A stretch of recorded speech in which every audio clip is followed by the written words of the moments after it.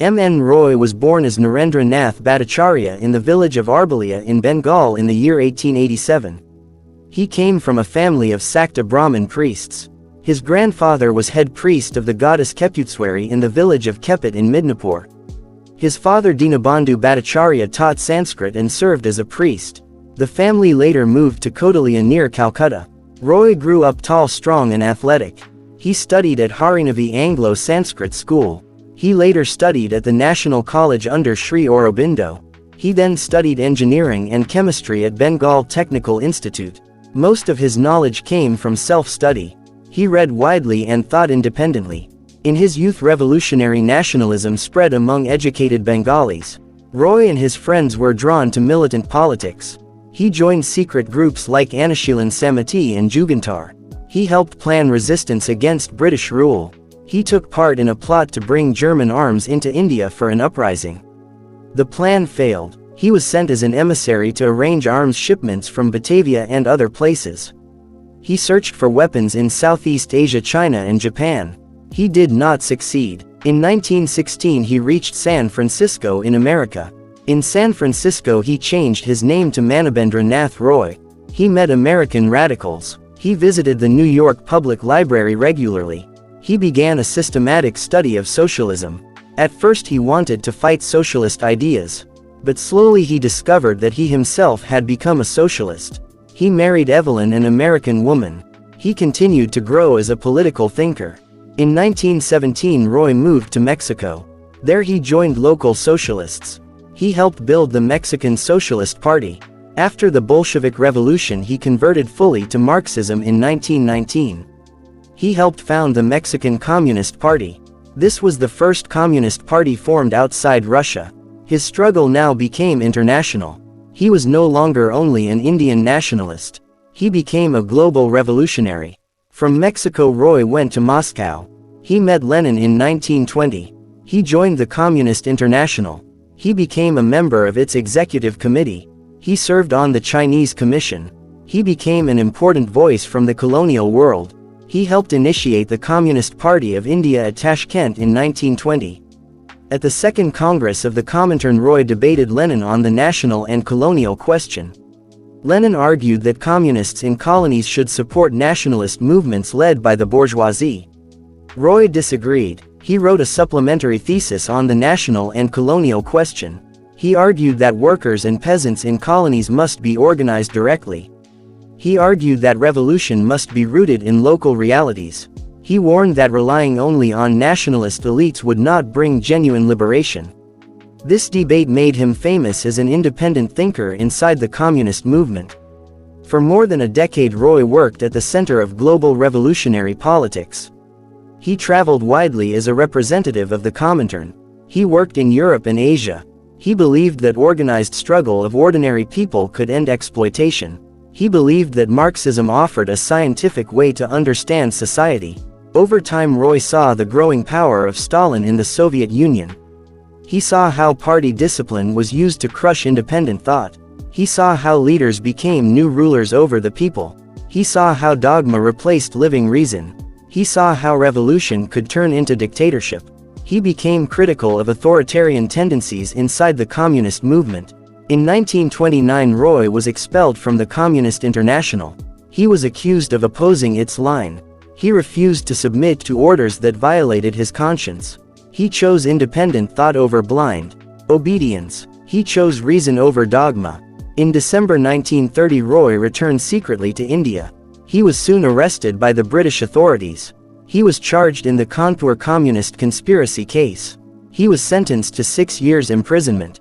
Prison became the turning point of his philosophical life. In jail Roy decided to use his time for deep study. He began a systematic examination of the philosophical consequences of modern science. He re-examined Marxism. He asked whether any doctrine should be treated as final truth. He wrote reflections over 5 years. These writings grew into 9 volumes known as the prison manuscripts. They are preserved in archives in New Delhi. Selected portions were later published as separate books. They showed his move beyond rigid communism. During his prison years Roy corresponded with Ellen Gottschalk. She was a German Jewish writer and radical. She sent him books and news. She organized campaigns for his release. After his release in 1936 he married Ellen. They settled in Dehradun. Together they continued to develop new ideas. Roy now moved clearly beyond communism. He saw the horrors of fascism in Europe.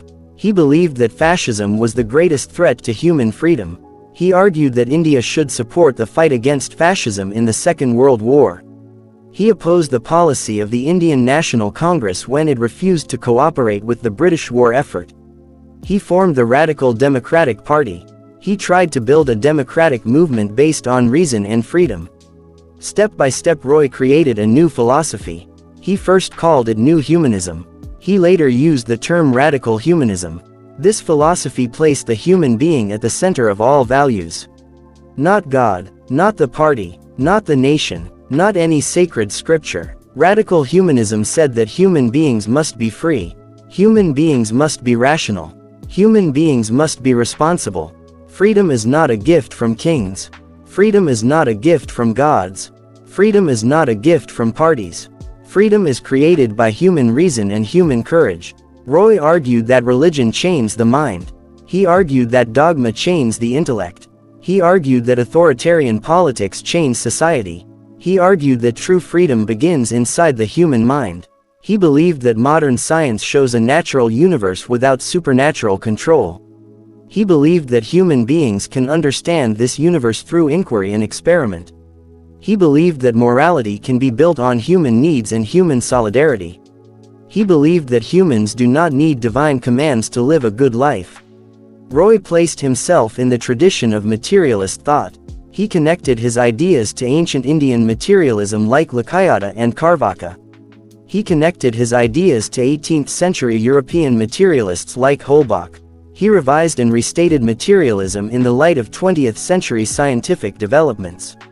He believed that human existence is self-contained and self-sufficient. He believed that humans can find in themselves the power to shape destiny. Roy also developed a new vision of democracy.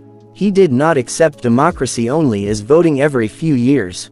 He warned that political parties can capture democracy and turn it into a game of power. He argued that delegated power can become dangerous. He proposed partyless democracy. He proposed people committees at the local level. He argued that real democracy must grow from below. Through education, through critical thinking, through scientific temper, through moral courage. He wrote many important works in this period. He wrote Reason, Romanticism and Revolution. He wrote The Future of Democracy. He wrote 22 theses on radical democracy. He wrote essays on New Humanism and Radical Humanism. In these writings he made a clear distinction between philosophy and religion. He said that philosophical progress is impossible without rejecting orthodox religious ideas and theological dogmas. He insisted on a close relationship between philosophy and science. He gave central place to intellectual and philosophical revolution. He maintained that a philosophical revolution must precede a social revolution. Roy became a major figure in the humanist movement. He helped create the radical humanist movement in India.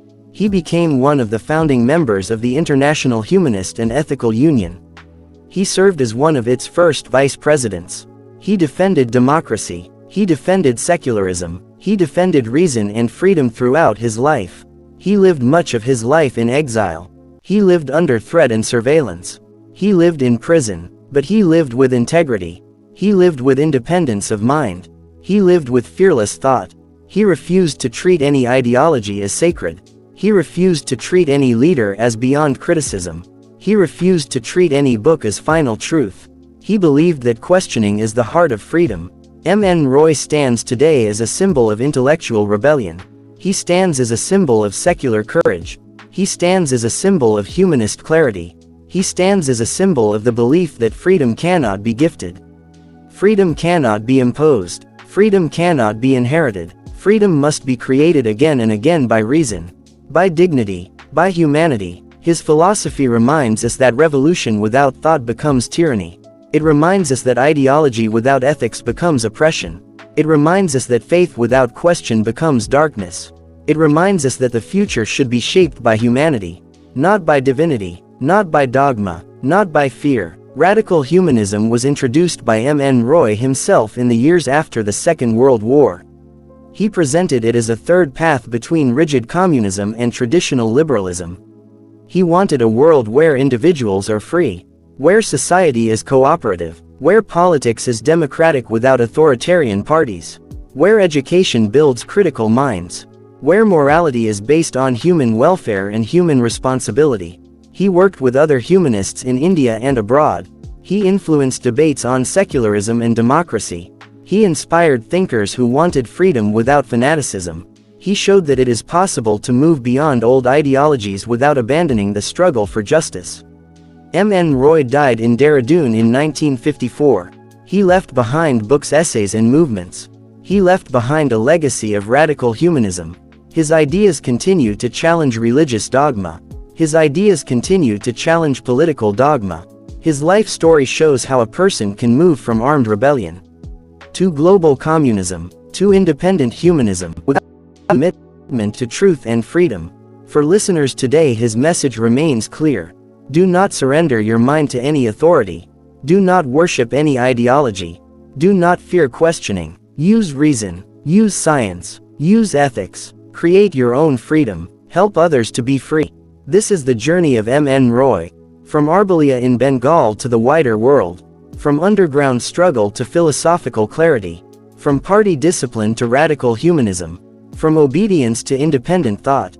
From dogma to reason. From fear to freedom.